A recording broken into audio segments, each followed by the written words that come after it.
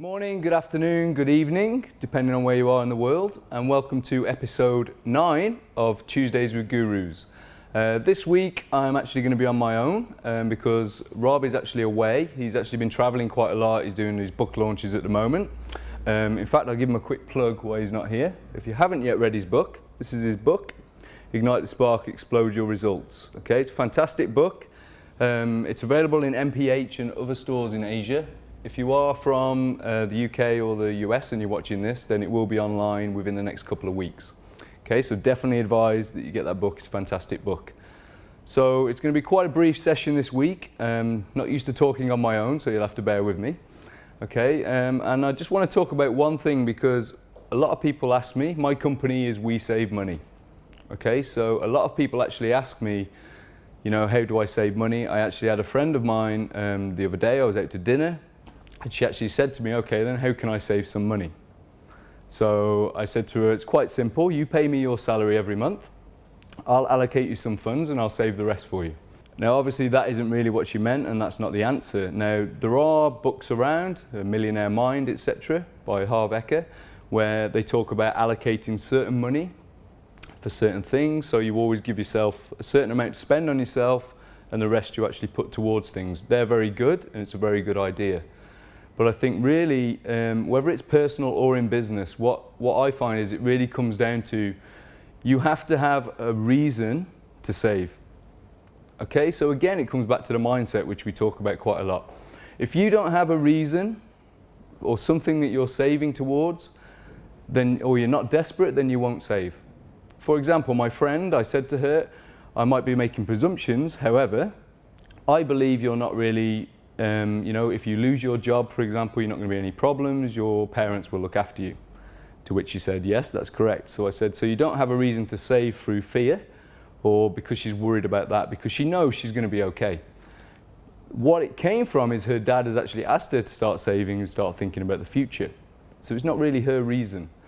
Now, she was talking about having a trip to the US and things like that, and I said, now something like that, where you have a set thing that you want to actually save towards, then you may actually start saving, because unless you have a real reason of what you're going to save, every time you know, you come to buy drinks or buy dinner or buy yourself a dress, for example, every time that happens, what will happen is your mind will actually say to you, well, just get this dress now, you've worked hard, you deserve it.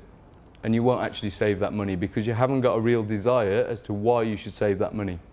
So it's really quite simple. Yes, there's methods you should use. You should separate that money. For example, you know, if you're saving, don't keep it all in one account. You know, you should definitely separate it and not touch it. So maybe if you can have an account that you can only draw out for after 60 days, things like that, then that really helps you. But really what it boils down to is you have to have a reason why you want to save that money. Similar to having financial goals. You know, some people work very hard, they're working towards things, but if you don't have set financial goals of where you want to get to, then you're not necessarily going to go to the next level. You know, a lot of people who are in debt, for example, what happens is because they focus so much on their debt, what happens is you actually only earn enough to just get by. So you end up earning exactly what you need to pay that debt, but nothing more. You don't actually push forward. So you have to set yourself real goals and real, you know, things that you're going to spend on that money. What's the money for? You know, your whys that we speak about quite a lot. It's not enough just to say, I want to earn $1 million. Why do you want to earn $1 million? What's the $1 million for? Now, when you set those goals, you might not reach them, but you might get close to them.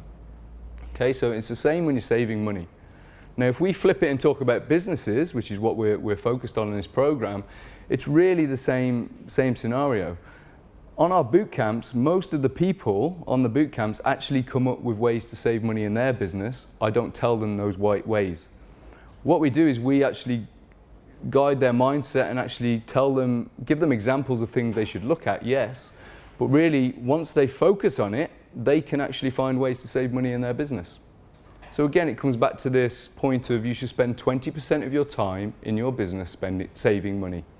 So it's allocating that time and focusing on that to actually save that money. Otherwise, you're just going to keep going, doing the same things, spending the same things because you haven't got time. So it's really about focusing and really, you know, finding those things that you can save money on is all there.